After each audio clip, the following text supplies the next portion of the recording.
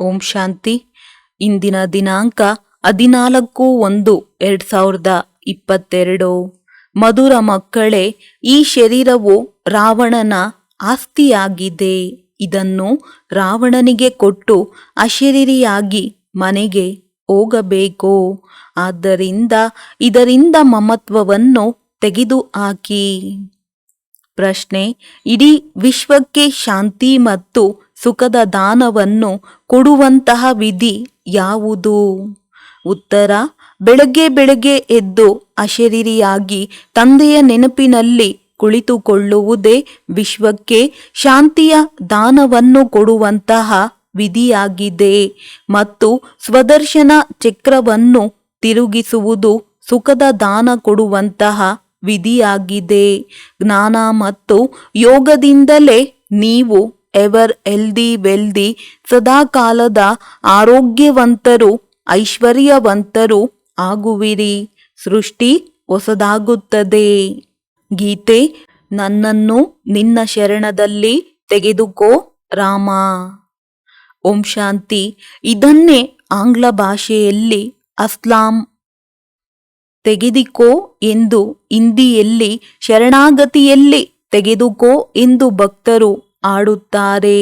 ಇದನ್ನು ಭಕ್ತರು ಭಕ್ತಿ ಮಾರ್ಗದಲ್ಲಿ ಹೇ ರಾಮ ನಿನ್ನ ಆಶ್ರಯದಲ್ಲಿ ಸೇರಿಸಿಕೋ ಎನ್ನುತ್ತಾರೆ. ಶರಣಲ್ಲಿ ತೆಗೆದುಕೋ ಎನ್ನುತ್ತಾರೆ. ಭಕ್ತರು ಆಡುತ್ತಾರೆ. ಏಕೆಂದರೆ ರಾವಣ ರಾಜ್ಯವಿದೆ, ರಾವಣನನ್ನು ಸುಡುತ್ತಾರೆ. ಇದರಿಂದಲೂ ರಾವಣ ರಾಜ್ಯವಿದೆ ಎನ್ನುವುದು ಸಿದ್ಧವಾಗುತ್ತದೆ. ಇದರ ಅರ್ಥವನ್ನು ಯಾರೂ ತಿಳಿದುಕೊಂಡಿಲ್ಲ. ರಾವಣನ ವಿನಾಶ ಮಾಡಲು ದಸರಾ ಆಚರಿಸುತ್ತಾರೆ.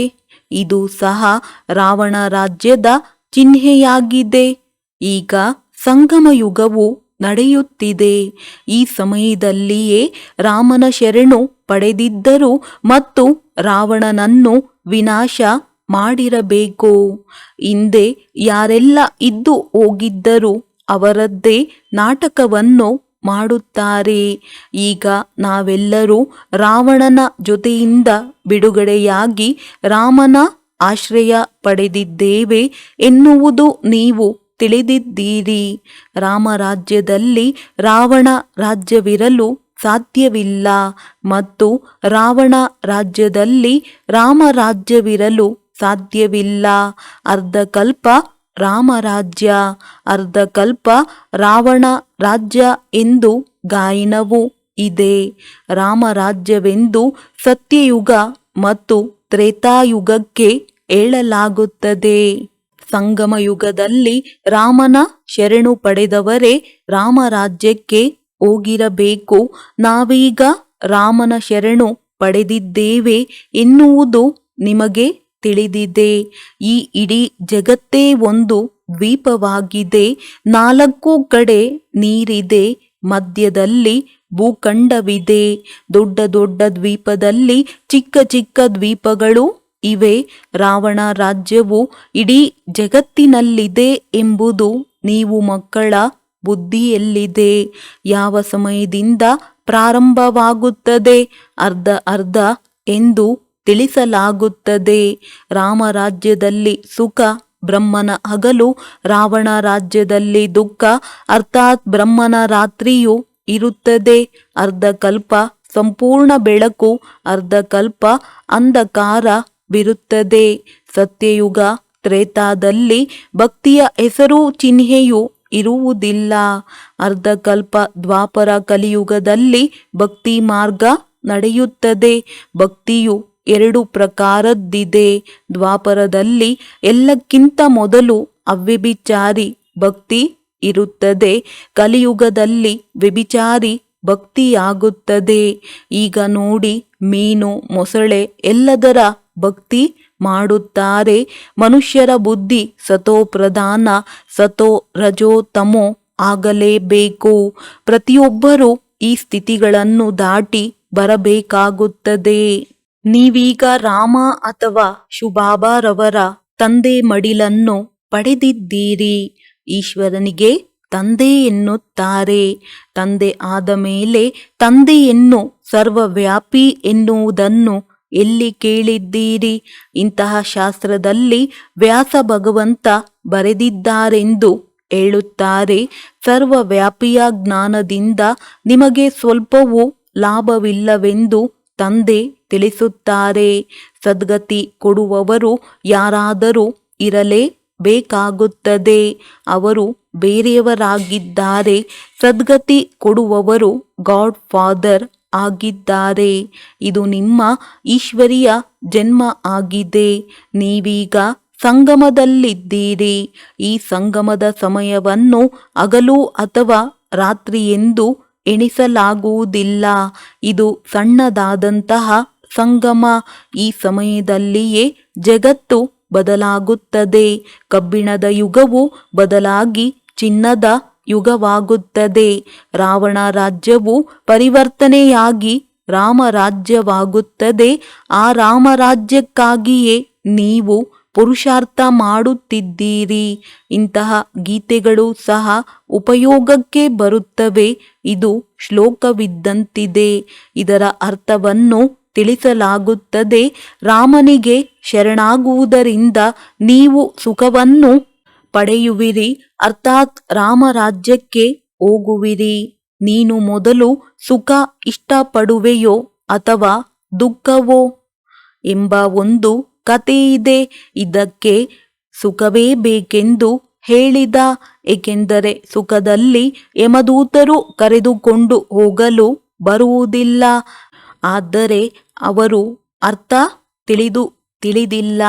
ತಂದೆ ಕುಳಿತುಕೊಂಡು ಬಹಳ ಚೆನ್ನಾಗಿ ತಿಳಿಸುತ್ತಾರೆ. ನಮ್ಮ ದೇವಿ ದೇವತಾ ಕುಲ ಬಹಳ ಶ್ರೇಷ್ಠವಾಗಿತ್ತೆಂಬುದು ನಿಮ್ಮ ಬುದ್ಧಿಯಲ್ಲಿದೆ. ಮೊದಲು ಬ್ರಾಹ್ಮಣ ಕುಲ ಇರುತ್ತದೆ, ನಂತರ ದೇವತೆಗಳಾಗುತ್ತಾರೆ, ನಂತರ ಕ್ಷತ್ರಿಯರು, ವೈಶ್ಯರು, ಶೂದ್ರರಾಗುತ್ತಾರೆ.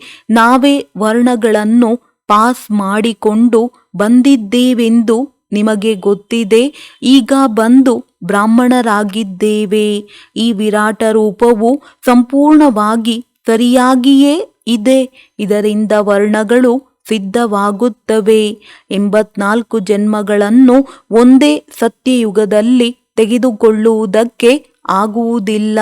ಈ ವರ್ಣಗಳು ತಿರುಗುತ್ತಿರುತ್ತವೆ. ಡ್ರಾಮಾದ ಚಕ್ರ ಪೂರ್ತಿಯಾಗುವುದರಿಂದಲೇ 84 ಜನ್ಮಗಳು ಪೂರ್ತಿಯಾಯಿತೆಂದೇ ಅರ್ಥ. ಚಕ್ರ ತಿರುಗಲೇಬೇಕು. ಆದ್ದರಿಂದ ದೈವಿ ವರ್ಣದಲ್ಲಿ ಇಷ್ಟು ಸಮಯ, ಕ್ಷತ್ರಿಯ ವರ್ಣದಲ್ಲಿ ಇಷ್ಟು ಸಮಯ ಎಂದು ತೋರಿಸಲಾಗುತ್ತದೆ. ಮೊದಲು ಇದರ ಬಗ್ಗೆ ತಿಳಿದಿರಲಿಲ್ಲ ಅಲ್ಲವೇ? ಇಂತಹ ವರ್ಣಗಳಲ್ಲಿ ಬರಬೇಕೆಂದು ಯಾವುದಾದರೂ ಶಾಸ್ತ್ರಗಳಲ್ಲಿ ಕೇಳಿದಿರೇನು? 84 ಜನ್ಮಗಳನ್ನು ಯಾರು ತೆಗೆದುಕೊಳ್ಳುತ್ತಾರೆಂದು ನಿಮಗೆ ಗೊತ್ತಿದೆ. ಆತ್ಮ ಮತ್ತು ಪರಮಾತ್ಮ ಬಹಳ ಕಾಲ ಅಗಲಿ ಹೋಗಿದ್ದರು. ಈ ಮಾತನ್ನು ಸಿದ್ಧ ಮಾಡಿ ತಿಳಿಸಬೇಕು. ಎಲ್ಲದಕ್ಕಿಂತ ಮೊದಲು ದೇವಿ ದೇವತೆಗಳೇ ಭಾರತದಲ್ಲಿದ್ದರು. ಭಾರತ ಚಿನ್ನದ ಯುಗವಾಗಿತ್ತು. ಆ ಸಮಯದಲ್ಲಿ ಬೇರೆ ಯಾವುದೇ ಧರ್ಮಗಳು ಇರಲಿಲ್ಲ. ಮತ್ತೆ ಪುನಃ ಚಕ್ರ ತಿರುಗಲೇಬೇಕು. ಮನುಷ್ಯರು ಪುನಃ ಪುನರ್ಜನ್ಮ ತೆಗೆದುಕೊಳ್ಳಲೇಬೇಕು. ಚಕ್ರದ ಬಗ್ಗೆ ತಿಳಿಸುವುದು ಬಹಳ ಸುಲಭವಾಗಿದೆ. ಪ್ರದರ್ಶನಿಯಲ್ಲಿ ಈ ರೀತಿ ತಿಳಿಸಿ ಎಂದು ಬಾಬಾ ನಿರ್ದೇಶನ ಕೊಡುತ್ತಾರೆ. ನಾವೀಗ ಹೊಸ ಜಗತ್ತಿಗೆ ಹೋಗಬೇಕು. ಅದಕ್ಕಾಗಿ ತಂದೆಯು ಹೇಳುತ್ತಾರೆ, ಇದು ಹಳೆಯ ಜಗತ್ತು. ಹಳೆಯ ಶರೀರ ಸಂಬಂಧಿಕರು ಯಾರೆಲ್ಲ ಇರುವರೋ ಬುದ್ಧಿಯಿಂದ ಎಲ್ಲವನ್ನು ತ್ಯಾಗ ಮಾಡಿ. ಬುದ್ಧಿಯಿಂದ ಹೊಸ ಮನೆಯನ್ನು ಆಹ್ವಾನಿಸಲಾಗುತ್ತದೆ. ಇದು ಬೇಹದ್ದಿನ ಸನ್ಯಾಸವಾಗಿದೆ. ದೇಹ ಸಹಿತ ಹಳೆಯ ಜಗತ್ತಿನ ಸಂಬಂಧಿಗಳು ಯಾವುದೆಲ್ಲ ಇದೆ ಅದೆಲ್ಲವನ್ನು ಮರೆಯಬೇಕು. ತಮ್ಮನ್ನು ದೇಹಿ ಎಂದು ತಿಳಿಯಿರೆಂದು ತಂದೆ ಹೇಳುತ್ತಾರೆ. ನೀವು ನಿಮ್ಮ ಮೂಲ ಮನೆ ಮುಕ್ತಿಧಾಮದಲ್ಲಿದ್ದವರು. ಈಗ ತಿರುಗಿ ಹೋಗಬೇಕೆಂದು ತಂದೆಯು ಎಲ್ಲ ಧರ್ಮದವರಿಗೂ ಹೇಳುತ್ತಾರೆ. ಮುಕ್ತಿಯನ್ನು ಎಲ್ಲರೂ ನೆನಪು ಮಾಡಿಕೊಳ್ಳುತ್ತಾರಲ್ಲವೇ? ಈಗ ನಿಮ್ಮ ಮನೆಗೆ ನಡೆಯಿರಿ. ಅಲ್ಲಿಂದಲೇ ಅಶರೀರಿಯಾಗಿ ಬಂದಿದ್ದೀರಿ, ಮತ್ತೆ ಪುನಃ ಅಶರೀರಿಯಾಗಿಯೇ ಹೋಗಬೇಕು. ಶರೀರವನ್ನಂತೂ ತೆಗೆದುಕೊಂಡು ಹೋಗಲು ಸಾಧ್ಯವಾಗುವುದಿಲ್ಲ. ಯಾವಾಗ ಬರಬೇಕು, ಯಾವಾಗ ಹೋಗಬೇಕು, ಈ ಚಕ್ರವನ್ನು ತಿಳಿಯಬೇಕು. ಸತ್ಯಯುಗದಲ್ಲಿ ಎಲ್ಲದಕ್ಕಿಂತ ಮೊದಲು ದೇವಿ ದೇವತಾ ಧರ್ಮದವರೇ ಬರುತ್ತಾರೆ. ನಂತರ ಉಳಿದವರು ನಂಬರ್ ವಾರ್ ಆಗಿ ಬರುತ್ತಾ ಹೋಗುತ್ತಾರೆ. ಮೂಲವತನದಿಂದ ಎಲ್ಲರೂ ಈ ಸ್ಥೂಲ ವತನಕ್ಕೆ ಬಂದಾಗ ವಾಪಸ್ ಹೋಗುವುದು ಪ್ರಾರಂಭವಾಗುತ್ತದೆ. ಅಲ್ಲಿಗೆ ಆತ್ಮವೇ ಹೋಗುತ್ತದೆ. ಈ ಶರೀರವು ರಾವಣನ ಆಸ್ತಿಯಾಗಿದೆ. ಅದನ್ನು ರಾವಣನಿಗೆ ಕೊಟ್ಟು ಹೋಗಬೇಕು. ಇದೆಲ್ಲವೂ ಇಲ್ಲಿಯೇ ವಿನಾಶವಾಗುತ್ತದೆ. ನೀವು ಅಶರೀರಿಯಾಗಿ ಹೋಗಿ ನಾನು ಕರೆದುಕೊಂಡು ಹೋಗಲು ಬಂದಿದ್ದೇನೆಂದು ತಂದೆಯು ಹೇಳುತ್ತಾರೆ. ತಂದೆಯು ಎಷ್ಟೊಂದು ಸರಳವಾಗಿ ತಿಳಿಸುತ್ತಾರೆ. ಆದರೆ ಧಾರಣೆಯೂ ಇರಬೇಕು. ಜೊತೆಗೆ ಅನೇಕರಿಗೆ ತಿಳಿಸಲು ಬೇಕು. ಬಾಬಾ, ನಾನು ಕೇಳಿ ಅನೇಕರಿಗೆ ತಿಳಿಸುತ್ತೇವೆಂದು ನೀವು ಭರವಸೆಯನ್ನು ಕೊಡುತ್ತೀರಿ. ಈ ಅಭ್ಯಾಸ ಯಾರಿಗಿರುತ್ತದೆಯೋ ಅವರೇ ತಿಳಿಸಲು ಸಾಧ್ಯವಾಗುವುದು. ನಾವು ಈ ಜಗತ್ತನ್ನು ಪವಿತ್ರ ಮಾಡಬೇಕೆಂಬುದು ನಿಮಗೆ ತಿಳಿದಿದೆ.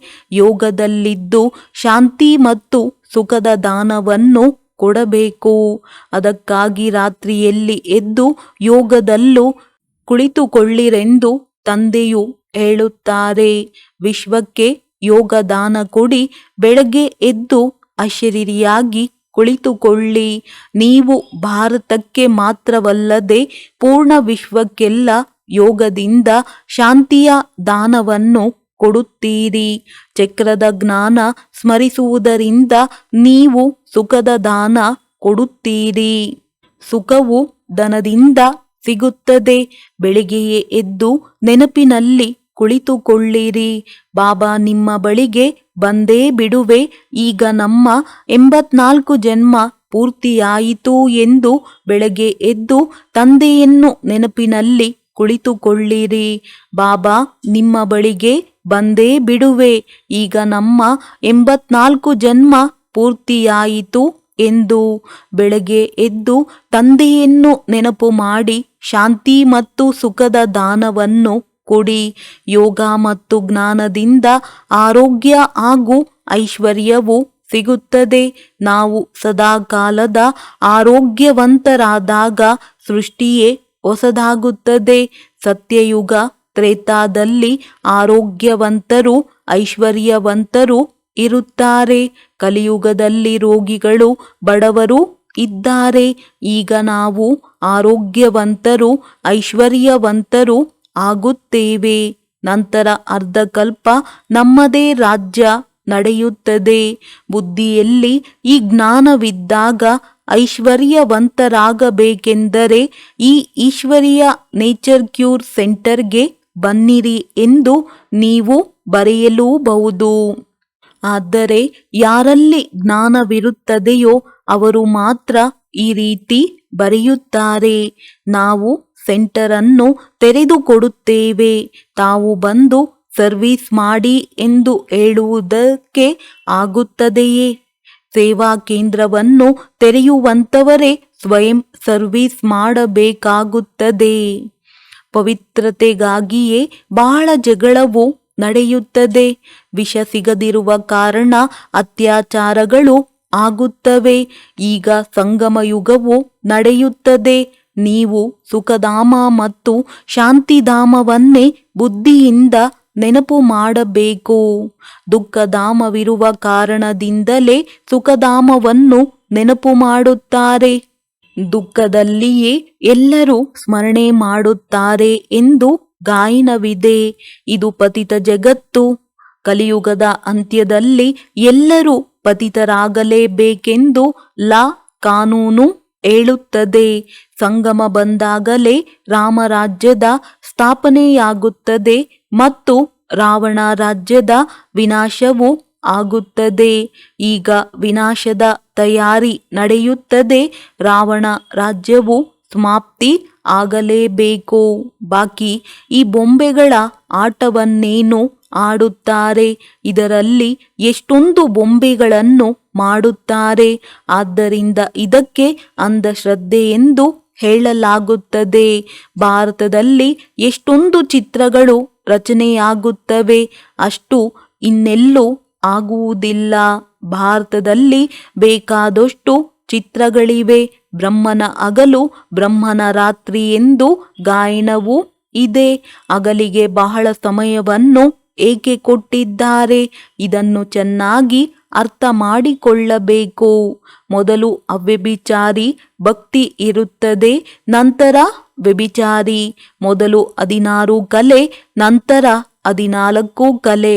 ಅಂತ್ಯದಲ್ಲಂತೂ ಯಾವುದಾದರೂ ಕಲೆ ಸ್ವಲ್ಪ ಮಾತ್ರ ಉಳಿದಿರುತ್ತದೆ. ಈಗಿನ ಸಮಯದಲ್ಲಂತೂ ಯಾವುದೇ ಕಲೆಯಿಲ್ಲ. ಇದು ತಮೋಪ್ರಧಾನ ಜಗತ್ತಿನ ಸಮಯವಾಗಿದೆ. ತಮೋ ಕಲಿಯುಗದಿಂದ ಪ್ರಾರಂಭವಾಗುತ್ತದೆ ಮತ್ತು ಅಂತ್ಯದಲ್ಲಿ ತಮೋಪ್ರಧಾನ ಎಂದು ಹೇಳಲಾಗುತ್ತದೆ. ಈಗ ಜಗತ್ತು ವಿಸ್ತಾರವಾಗಿ ಬಿಟ್ಟಿದೆ. ಹಳೆಯ ವಸ್ತುವಿಗೆ ತಾನೇ ತಾನಾಗಿ ಬೆಂಕಿ ಬೀಳುತ್ತದೆ. ಬಿದಿರಿನ ಕಾಡಿಗೆ ಸ್ವತಃವಾಗಿಯೇ ಬೆಂಕಿ ಬೀಳುವಂತೆ ಈ ಹಳೆಯ ಜಗತ್ತಿಗೂ ಬೆಂಕಿ ಬೀಳುತ್ತದೆ. ಪರಸ್ಪರ ಸ್ವಲ್ಪವೇ ಏನಾದರೂ ಆದರೂ ಸಹ ಬೆಂಕಿ ಪ್ರಜ್ವಲಿತವಾಗುತ್ತದೆ. ಮನೆಗಳಲ್ಲಿಯೂ ಸಣ್ಣ ಮಾತಿನಿಂದಲೇ ಜಗಳವಾಗುತ್ತದೆ. ಪರಸ್ಪರ ಸ್ನೇಹಿತರಲ್ಲಿಯೂ ಸಣ್ಣ ಮಾತಿನ ಕಾರಣದಿಂದ ಎಷ್ಟು ಶತ್ರುಗಳಾಗುತ್ತಾರೆಂದರೆ ಒಬ್ಬರನ್ನೊಬ್ಬರು ಕೊರಳನ್ನು ಕತ್ತರಿಸಲು ತೊಡಗುತ್ತಾರೆ. ಕ್ರೋಧವು ಕಡಿಮೆಯೇನಲ್ಲ. ಒಬ್ಬರನ್ನೊಬ್ಬರು ಕೊಲ್ಲಲು ಎಷ್ಟೊಂದು ತಯಾರು ಮಾಡುತ್ತಿದ್ದಾರೆ ನೋಡಿ. ಇದು ಸಹ ಡ್ರಾಮಾ ಆಗಿದೆ. ಕ್ರಿಶ್ಚಿಯನ್ನರು ಇಬ್ಬರು ದೊಡ್ಡವರೇ ಆಗಿದ್ದಾರೆ. ಪರಸ್ಪರ ಸೇರಿದರೆ ಏನು ಬೇಕಾದರೂ ಮಾಡಬಹುದು. ಪೋಪ್ ಕ್ರಿಶ್ಚಿಯನ್ನರ ಮುಖ್ಯಸ್ಥ ಆಗಿದ್ದಾರೆ. ಅವರಿಗೆ ಬಹಳಷ್ಟು ಗೌರವವನ್ನು ಕೊಡುತ್ತಾರೆ. ಆದರೆ ಅವರು ಹೇಳುವುದನ್ನು ಕೇಳುವುದಿಲ್ಲ. ಇಲ್ಲೂ ಸಹ ತಂದೆಯನ್ನು ಒಪ್ಪದೇ ಇರುವವರು ವಿನಾಶಿ ಪದವಿಯನ್ನು ಪಡೆಯುತ್ತಾರೆ. ಶ್ರೀಮತದಂತೆ ನಡೆಯಬೇಕು. ಶ್ರೀಮತ್ ಭಗವದ್ಗೀತೆಯಾಗಿದೆ. ಇನ್ಯಾವುದೇ ಶಾಸ್ತ್ರಗಳಲ್ಲಿ ಶ್ರೀಮತ ಇಲ್ಲ. ಶ್ರೀ ಎಂದರೆ ಶ್ರೇಷ್ಠಾತಿ ಶ್ರೇಷ್ಠ.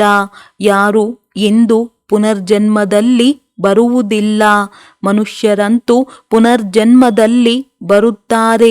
ವಿದ್ವಾಂಸರಂತೂ ಜನನ ಮರಣ ರಹಿತನಿಂದ ಆಗಿರುವಂತಹ ಗೀತೆಯಲ್ಲಿ ಪೂರ್ಣ 84 ಜನ್ಮಗಳನ್ನು ಪಡೆದಿರುವವರ ಹೆಸರನ್ನು ಸೇರಿಸಿ ಬಿಟ್ಟಿದ್ದಾರೆ. ವಾಸ್ತವದಲ್ಲಿ ಪರಂಪಿತ ಪರಮಾತ್ಮನೇ ಜ್ಞಾನದ ಸಾಗರ, ಪವಿತ್ರತೆಯ ಸಾಗರ, ಪತಿತ ಪಾವನ ಎಂದು ಗಾಯನ ಮಾಡಲ್ಪಟ್ಟಿದ್ದಾರೆ. ಅವರೇ ಮಕ್ಕಳಿಗೆ ವರದಾನ ಕೊಡುತ್ತಾರೆ. ಅವರ ಬದಲು ಕೃಷ್ಣನ ಹೆಸರನ್ನು ಹಾಕಿಬಿಟ್ಟಿದ್ದಾರೆ. ಮೊದಲು ಶಿವ ಜಯಂತಿ ನಡೆಯುತ್ತದೆ, ನಂತರ ಕೃಷ್ಣ ಜಯಂತಿ. ಶಿವ ತಂದೆಯು ಬರುವುದೇ ಹೊಸ ಜಗತ್ತಿನ ಸ್ಥಾಪನೆ ಮಾಡಲು. ಅಂದ ಮೇಲೆ ಮೊದಲು ತಂದೆಯ ಜನ್ಮ, ನಂತರ ಮಗು ಕೃಷ್ಣನ ಜನ್ಮವಾಗುತ್ತದೆ. ಕೃಷ್ಣನು ಒಬ್ಬನೇ ಇರುವುದಿಲ್ಲ. ದೈವಿ ಸಂಪ್ರದಾಯವೆಂದು ಹೇಳಲಾಗುತ್ತದೆ ಎಲ್ಲವೇ. ಅಂದಾಗ ಎಷ್ಟು ದೊಡ್ಡ ತಪ್ಪು ಮಾಡಿಬಿಟ್ಟಿದ್ದಾರೆ. ಯಾರಾದರೂ ಒಬ್ಬರು ಈ ಮಾತನ್ನು ತಿಳಿದರೆ ಅವರ ಎಲ್ಲ ಜಿಜ್ಞಾಸುಗಳು ಇಲ್ಲದಂತಾಗುತ್ತಾರೆ. ಎಲ್ಲರ ಮುಖ ಕಪ್ಪಾಗುತ್ತದೆ. ಎಷ್ಟು ದೊಡ್ಡ ತಪ್ಪಾಗಿಬಿಟ್ಟಿದೆ. ಆಗಲೇ ತಂದೆಯು ಬರಬೇಕಾಗುತ್ತದೆ. ಯಾರಿಗಾದರೂ ತಿಳಿಸುವುದರಲ್ಲಿಯೂ ಸಮಯವು ಹಿಡಿಸುತ್ತದೆ. ಪರಂಪಿತ ಪರಮಾತ್ಮನ ಜೊತೆಗೆ ತಮಗೆ ಎಂತಹ ಸಂಬಂಧವಿದೆ? ಈ ಮಾತಿನ ಬಗ್ಗೆ ಮೊದಲು ನಿಶ್ಚಯ ಮಾಡಿಸಿ ಆಗ ಭಗವಂತನನ್ನು ತಂದೆ ಎಂದು ತಿಳಿಯುತ್ತಾರೆ. ಭಗವಂತನ ಸ್ಥಾನದಲ್ಲಾದರೂ ಇಡಿ. ಎಲ್ಲರೂ ಒಂದೇ ರೀತಿ ಇರಲು ಹೇಗೆ ಸಾಧ್ಯ? ಎಲ್ಲವೂ ಭಗವಂತನ ಲೀಲೆ ಎಂದೇ ಹೇಳುತ್ತಾರೆ. ಬಿಂದು ರೂಪವನ್ನು ಬಿಟ್ಟು ಇನ್ನೊಂದು ರೂಪ ತೆಗೆದುಕೊಳ್ಳುತ್ತಾರೆ ಎನ್ನುತ್ತಾರೆ. ಆದರೆ ಪರಮಾತ್ಮ ಪುನರ್ಜನ್ಮ ತೆಗೆದುಕೊಳ್ಳುತ್ತಾರೇನು? ಈ ಬಾಪ್ತಾದ ಇಬ್ಬರು ಕಂಬೈನ್ಡ್ ಆಗಿದ್ದಾರೆ ಮತ್ತು ಮಕ್ಕಳಿಗೆ ತಿಳಿಸುತ್ತಿದ್ದಾರೆ. ಬಾಪ್ತಾದ ಇದರ ಅರ್ಥವು ಯಾರ ಬುದ್ಧಿಯಲ್ಲಿಲ್ಲ. ತ್ವಮೇವ ಮಾತಶ್ಚ ಪಿತಾ ಎಂದು ಹೇಳುತ್ತಾರೆ. ಓ ಗಾಡ್ ಫಾದರ್ ಎಂದು ಹೇಳಿದ ಮೇಲೆ ಮದರ್ ಇರಲೇಬೇಕಲ್ಲವೇ? ಆದರೆ ಈ ವಿಷಯ ಯಾರ ಬುದ್ಧಿಗೂ ಬರುವುದಿಲ್ಲ. ಯಾವಾಗ ಶರಣು ಮಾಡಿಕೊಳ್ಳುವುದು? ಇದನ್ನು ಮಕ್ಕಳಿಗೆ ತಿಳಿಸಿಕೊಟ್ಟಿದ್ದಾರೆ. ರಾವಣ ರಾಜ್ಯ ಸಮಾಪ್ತಿಯಾದಾಗ ರಾಮ ಬರುತ್ತಾರೆ. ರಾಮನಿಗೆ ಶರಣು ಹೋಗುವುದರಿಂದಲೇ ಸದ್ಗತಿ ಸಿಗುತ್ತದೆ. ರಾಮರಾಜ್ಯ ಬೇಕೆಂದು ಹೇಳುತ್ತಾರೆ. ಅವರಿಗೆ ಸೂರ್ಯವಂಶಿ ರಾಜ್ಯದ ಬಗ್ಗೆ ಗೊತ್ತೇ ಇಲ್ಲ. ರಾಮರಾಜ್ಯ, ಹೊಸ ಜಗತ್ತು, ಹೊಸ ಭಾರತ ಬೇಕೆಂದು ಹೇಳುತ್ತಾರೆ. ಅದೀಗ ಸ್ಥಾಪನೆಯಾಗುತ್ತಿದೆ. ಡ್ರಾಮಾ ನಡೆಯಲೇಬೇಕಲ್ಲವೇ? ಇದು ಮನುಷ್ಯರಿಂದ ದೇವತೆಯಾಗುವಂತಹ ವಿದ್ಯೆಯಾಗಿದೆ. ಮನುಷ್ಯರು ಯಾರನ್ನು ದೇವತೆಯನ್ನಾಗಿ ಮಾಡಲು ಸಾಧ್ಯವಿಲ್ಲ. ತಂದೆಯೇ ಬಂದು ಮನುಷ್ಯರನ್ನು ದೇವತೆಯನ್ನಾಗಿ ಮಾಡುತ್ತಾರೆ. ಏಕೆಂದರೆ ತಂದೆಯು ಸ್ವರ್ಗವನ್ನು ಸ್ಥಾಪಿಸುತ್ತಾರೆ. ಬ್ರಾಹ್ಮಣರ ಮಾಲೆ ಎಂದು ಗಾಯನವಿಲ್ಲ. ವೈಜಯಂತಿ ಮಾಲೆ ವಿಷ್ಣುವಿನದ್ದಾಗಿದೆ. ಇದು ಈಶ್ವರೀಯ ಪರಿವಾರ ಈಗ ಹೊಸದಾಗಿ ಪ್ರಾರಂಭವಾಗುತ್ತದೆ. ಮೊದಲು ರಾವಣನ ಆಸುರಿ ಪರಿವಾರವಿತ್ತು. ರಾವಣನನ್ನು ಅಸುರ ಎಂದು ಹೇಳಲಾಗುತ್ತದೆ. ಈ ಕಂಸ, ಜರಾಸಂಧ ಎನ್ನುವ ಹೆಸರುಗಳು ಈಗ ಸಿದ್ಧವಾಗುತ್ತದೆ. ಜನ್ಮ ಜನ್ಮಾಂತರದಿಂದಲೂ ನಿಮಗೆ ಸಾಕಾರನಿಂದಲೇ ಆಸ್ತಿ ಸಿಗುತ್ತದೆ. ಸತ್ಯಯುಗದಲ್ಲಿಯೂ ನಿಮಗೆ ಸಾಕಾರನಿಂದಲೇ ಆಸ್ತಿ ಸಿಗುತ್ತದೆ. ಕೇವಲ ಈ ಸಮಯದಲ್ಲಿ ಮಾತ್ರ ನಿಮಗೆ ನಿರಾಕಾರ ತಂದೆಯಿಂದ ಆಸ್ತಿ ಸಿಗುತ್ತದೆ. ಒಳ್ಳೆಯದು. ಮಧುರಾತಿ ಮಧುರ ಅಗಲಿ ಹೋಗಿ ಮರಳಿ ಸಿಕ್ಕಿರುವ ಮಕ್ಕಳ ಪ್ರತಿ ಮಾತಾ ಪಿತಾ ಬಾಪ್ ದಾದಾರವರ ನೆನಪು, ಪ್ರೀತಿ ಹಾಗೂ ಸುಪ್ರಭಾತ. ಆತ್ಮಿಕ ಮಕ್ಕಳಿಗೆ ಆತ್ಮಿಕ ತಂದೆಯ ನಮಸ್ತೆ. ಧಾರಣೆಗಾಗಿ ಮುಖ್ಯ ಸಾರ. ದೇಹ ಸಹಿತ ಹಳೆಯ ಜಗತ್ತಿನ ಸಂಬಂಧಿಗಳನ್ನೆಲ್ಲ ಮರೆತು ಸ್ವಯಂವನ್ನು ದೇಹಿ ಎಂದು ತಿಳಿಯಬೇಕು.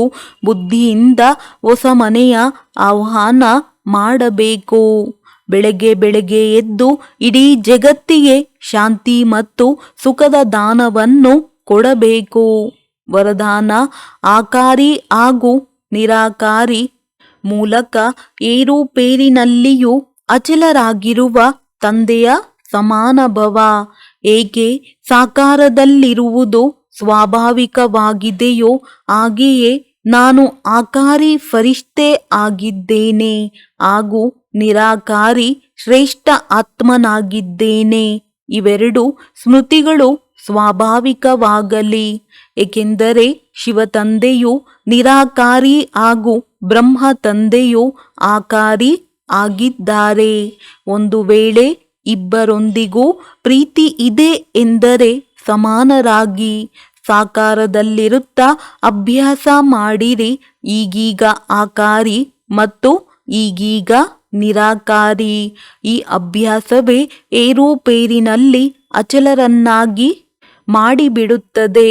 ಸ್ಲೋಗನ್: ದಿವ್ಯ ಗುಣಗಳ ಪ್ರಾಪ್ತಿಯಾಗುವುದೇ ಅತಿ ಶ್ರೇಷ್ಠವಾದ ಪ್ರಭು ಪ್ರಸಾದವಾಗಿದೆ. ಲವಲೀನ ಸ್ಥಿತಿಯ ಅನುಭವ ಮಾಡಿರಿ. ಯಾರು ಪ್ರಿಯವಾಗಿರುತ್ತಾರೆಯೋ ಅವರನ್ನು ನೆನಪು ಮಾಡುವುದಿಲ್ಲ. ಅವರ ನೆನಪು ಸ್ವತಃವಾಗಿಯೇ ಬರುತ್ತದೆ. ಕೇವಲ ಹೃದಯದ ಪ್ರೀತಿ ಇರಬೇಕು. ಸತ್ಯ ಹಾಗೂ ನಿಸ್ವಾರ್ಥವಾಗಿರಬೇಕು.